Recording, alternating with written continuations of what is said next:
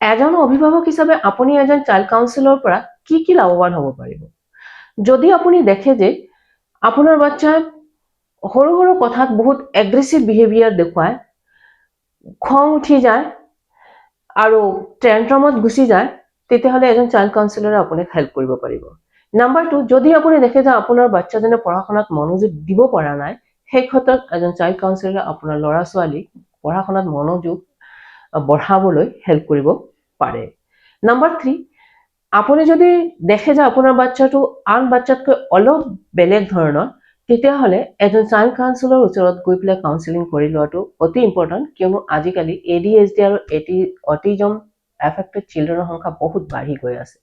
আৰু যদি আপুনি এই ক্ষেত্ৰত দেখা পায় যে আপোনাৰ বাচ্চা অটিজম বা ADHD স্পেকট্ৰামত এফেক্টেড হয়, তেতিয়াহ'লে যদি আপুনি আৰ্লি এজত ইয়াৰ ষ্টেপ নলয়, তেতিয়াহ'লে এইটো কেতিয়াবা কি হয়, থাকি যায় তেওঁলোকৰ মাজত। আৰু যদি আৰ্লি এজত লয়, তেতিয়াহ'লে মেক্সিমাম টাইম এইটো কি হয়, 100% কিউৰেবল হয়। যদি চিভিয়াৰ বা জেনেটিক হয়, তেতিয়াহ'লে কি হয়, কেতিয়াবা এইটো 100% কিউৰেবল নহয়, কিন্তু ইম্প্ৰুভেবল হয়।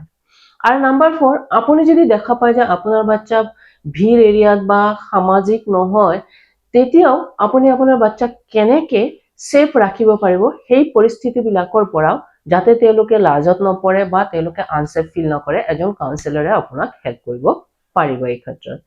নাম্বাৰ 5, আপুনি যদি দেখা পাইছে যে আপোনাৰ বাচ্চাৰ টোপনিত প্ৰব্লেম আছে, এজন কাউন্সিলৰে সেই ক্ষেত্ৰতো আপোনাক হেল্প কৰিব পাৰিব। নাম্বাৰ 6, আপুনি যদি দেখা পাইছে যে আপোনাৰ বাচ্চা সৰু সৰু কথাতে বহুত টেনশ্যন লৈ ষ্ট্ৰেছত চলি যায়, এজন কাউন্সিলৰে সেইটো অভাৰকাম কৰিবলৈও আপোনাক হেল্প কৰিব পাৰিব। আৰু নাম্বাৰ 7, আপুনি যদি দেখা পাইছে যে আপোনাৰ বাচ্চা ডিপ্ৰেশ্যনত গৈছে বা আপুনি ধৰিবই নোৱাৰিব আপোনাৰ বাচ্চা কিয় ডিপ্ৰেশ্যনত গৈছে, কেতিয়াবা অকলে থাকিব বা কিবা এটা কথা ক'লে খং কৰিব, আৰু বহুতো চিমটম আছে। আজিকালি চিলড্ৰেনৰ মাজত ডিপ্ৰেশ্যনৰ সংখ্যা ইমান বেছি দেখা গৈছে যে বিকজ অফ তেওঁলোকৰ পঢ়া-শুনাৰ প্ৰেছাৰ, তেওঁলোকৰ হেক্টিক লাইফষ্টাইলৰ কাৰণে। সেই ক্ষেত্ৰতে এজন কাউন্সিলৰে আপোনাক যথেষ্ট হেল্প কৰিব পাৰিব to overcome from that part.